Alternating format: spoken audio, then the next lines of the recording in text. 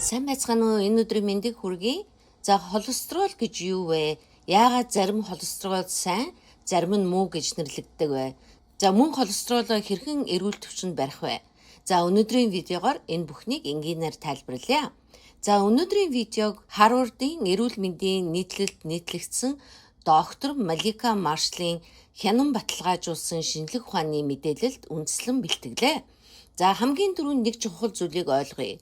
Холестерол бол өөх тосны нэг төрөл бөгөөд бидний бие өөрөө үйлдвэрлэдэг. За бидний эсийн хан, за зарим чухал даавар, Д амин дэм, за мөн өөх тос шингээхэд хэрэгтэй бодисуудыг хийхэд холестерол шаардлагатай байдаг байна. За өөрөөр хэлбэл холестеролгүйгээр хүн амьдрах боломжгүй.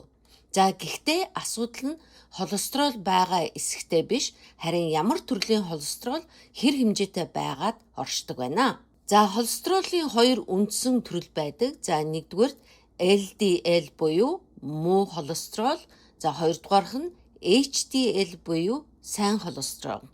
За LDL буюу муу холестерол хит ихсэх юм бол за судасны хананд аажмаар хуримтлагдаж эхэлдэг байна.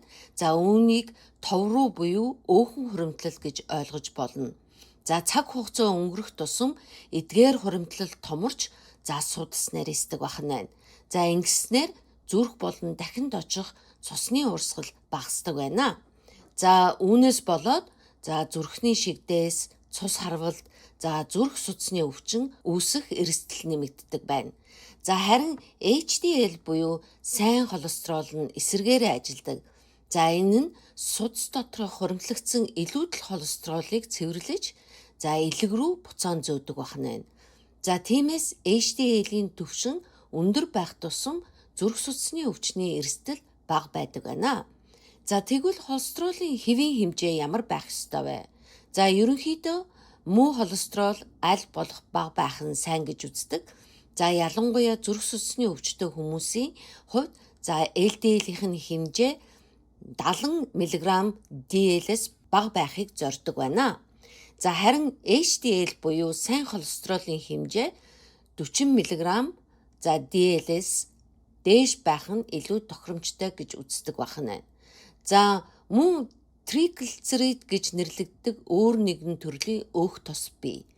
За үүний хэмжээ 150 мг DL-с бага байх нь сайн гэж үздэг байна.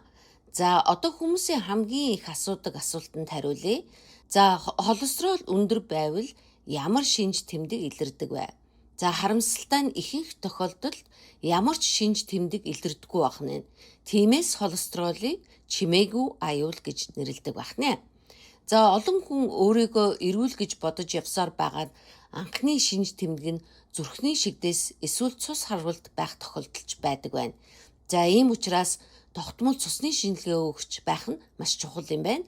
Харин холестеролоо бууруулахын тулд юу хийх хэрэгтэй вэ? За юуны өмнө хоолтондоо анхаарах хэрэгтэй гэжээ. За мэрэгчлэнүүдийн зөвлөдөг хамгийн түгээмэл хоолтын нэг бол газар дундын тэнгисийн хэв маягийн хоолны дэглэм юм байна.